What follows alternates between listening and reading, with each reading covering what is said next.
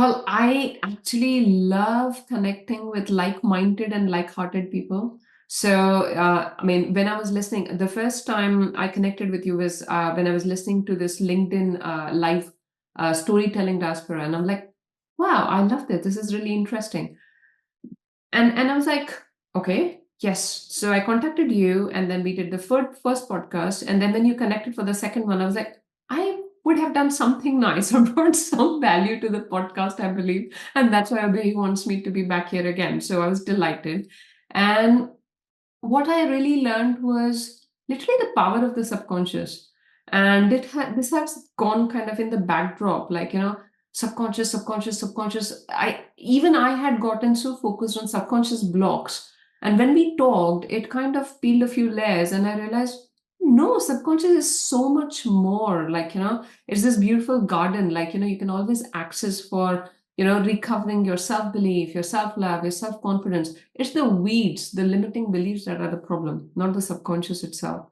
And I love when you said, like, for thousands of years, each of us is a perfect specimen. There's never been a mistake.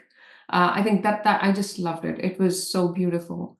And yeah, well, just this brilliant opportunity to be able to connect with people, to share my story. And my intention for being here and this podcast is anybody and everybody who's listening to this podcast, they realizing, well, if Ruchi could do it, I can. From being, I mean, I was really shy, really introverted. I had social anxiety. I didn't want people to see me, leave apart, hear me. From if that person can be here talking to you, anything is possible. So keep believing in yourself. Never give up in the power of your dreams because they are your dreams for a reason. Because let me give you a small glimpse. 2017, I don't know, it was like a small glimpse of myself being on stage doing this talk. 2017, so that's like 6 years back. I'm like, huh? That made no sense to me. It and now when I look back to it, I'm like, I would say that was like this intuitive guidance nudging me a bit. But at that point, I was so far away, so lost in the rut of life that it made no sense to me. Wherever you are, if you're feeling lost, there's always a way out. And realigning with yourself, finding the true core of you, aligning with your unique strengths is the biggest gift you can give yourself or to somebody else. And there's always a way out. Never give up on your dreams. I think I spoke everything that I had to say. I love the questions you asked because it's about, I mean, questions are so important. Questions are what guide the flow. So I was able to express anything and everything that I wanted to say about rapid transformational therapy, about my journey, about the intention that, if one person listening to it needs, okay, this is the next step I want to take, and that's it.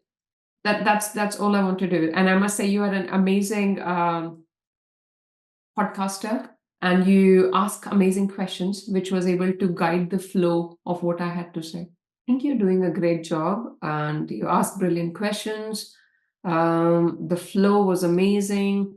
One thing I could have done differently when I was starting through was generally before starting the podcast, I like to set an intention for myself and for the viewers as to what is it that is the intention. Like, I would like them to say, what is the intention? What is it that I'm going to take away from this podcast? 2 or 3, what is it that I'm going to do with what I hear here or learn here? So I got into the conversation and forgot saying that. So I would say that is one thing that I would change about starting through the podcast. But I think you're doing a brilliant job. I can't think of anything that we need to change really.